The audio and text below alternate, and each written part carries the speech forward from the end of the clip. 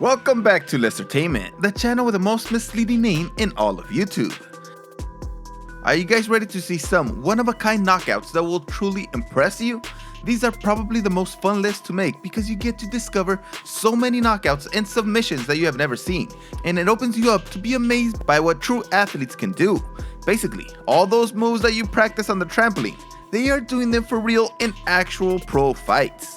If you haven't enjoyed this video, please give it a like and pray to the algorithm gods. Also, please subscribe and turn on those notifications. Let's get this bitch on the road.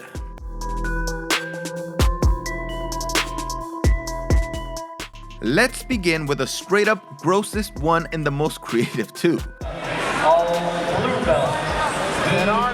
That guy tapped out, not because his hand was caught, but for another disgusting reason. The other guy farted right in his face. What do you call this submission? The Dookie Spooky? Then it got even worse. How bad was that fart that this guy threw up right there on the mat? He's still trying to describe the fart to the entire crowd so they don't think that he just quit. Pretty insane submission victory.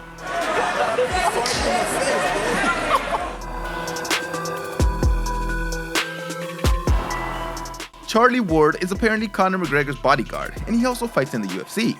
Here he is fighting against Galor Bafando and is knocked out in such a strange way. Live action next week.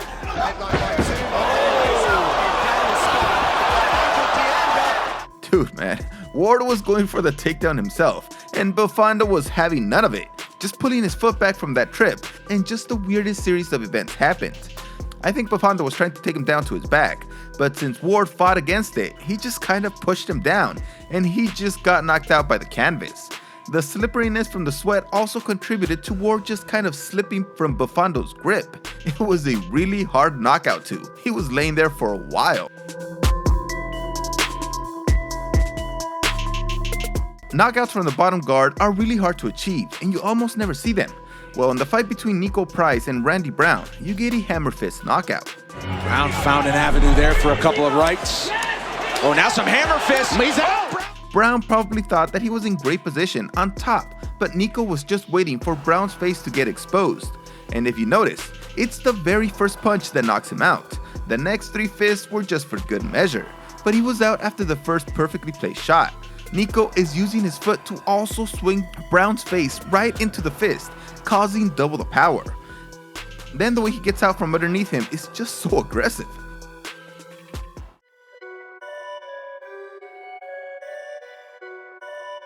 Now we have one of those endless spinning kicks that ends with an amazing knockout. The guy was ready for the first spin, but since there was no kick or punch thrown, he completely dropped his hands. Once he uncovers his eyes and looks up, he just sees this beast laying down in midair, ready to whip his leg around for the knockout kick. What's the lesson here? Is it maybe don't completely cover your eyes and take them off your opponent? Never take your eyes off your opponent. He would have seen that he never stopped spinning if he would have just looked straight ahead.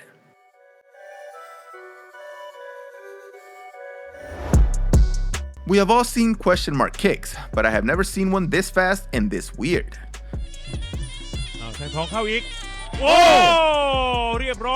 First off, the opponent checks the kick, which should make it harder since the guy is not able to get the full extension, or at least not put it in the spot he was aiming for.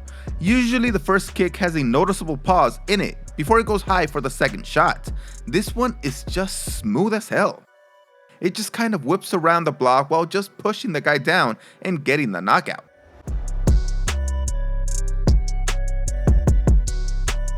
This looks like just a regular elbow knockout, but if you really think about it, you rarely see something like this. This is a very peculiar style of fighting because he head kicked him. This is Dan Henderson straight up making Hector Lombard regret ever grabbing his leg and trying to go for the takedown. Lombard had the knee, and if he would have just come straight up, he never would have gotten hit with the elbow, but he stayed too low and Henderson did one of the only things that he could do.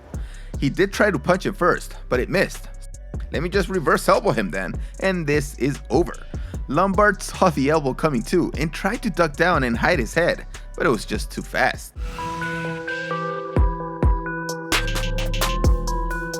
There has never been a more telegraphed move in the history of MMA than this one.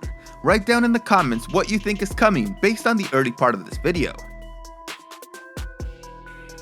Okay, now here is the weird ass move.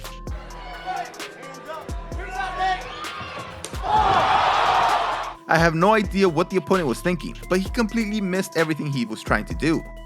He didn't protect his head, and he missed that kick that I just don't know what he was trying to do with it. This knockout magician really committed to this. He completely laid out for the ultimate spinning flying kick. What a great way to make a name for yourself by getting one of the best spinning kick knockouts I have ever seen.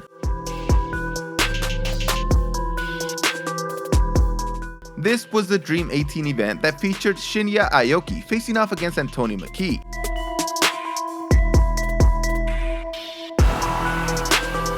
Okay, I just know that you're gonna say this is just a straight up overhand right from Aoki that hit McKee right over his left eye, but it was pretty fast and some of you might have not seen it. Regardless, the weird part is how McKee was pushed against ropes and was unable to tap out. He was trying from the very first second he got hit. Maybe he got a broken bone in his face, but since he got turned around, he couldn't get the tap. He's getting hit, he's mounted, and he's pushed against the rope. And it's not until the people outside the ring tell the ref that he decides to stop the fight. He just couldn't get the tap out.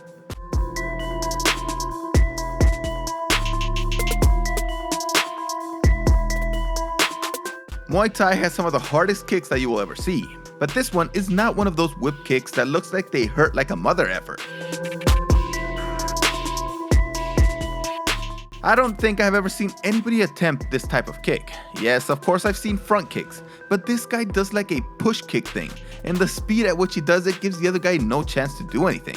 The kick is not the hardest due to the distance between them, but since the other guy believes he has the upper hand since he was holding his leg, he walked right into the kick.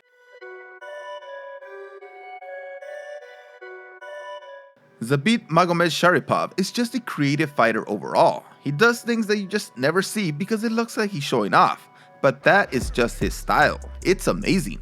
This is one of his best submissions, if not the best. They're softening Davis up. He's gonna shake him off. This happens again. Oh, look at this. He's got rid of a banana split. He was fighting against Brendan Davis, and this submission is called the banana split.